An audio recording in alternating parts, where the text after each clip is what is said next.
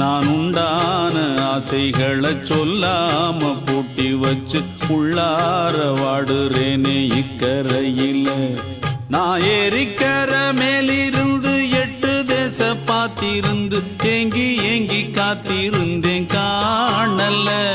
மணி 7 8 ஆன பின்னும் ஊரடங்கி போன பின்னும் சோறு தண்ணி வேணும்னு தோணல.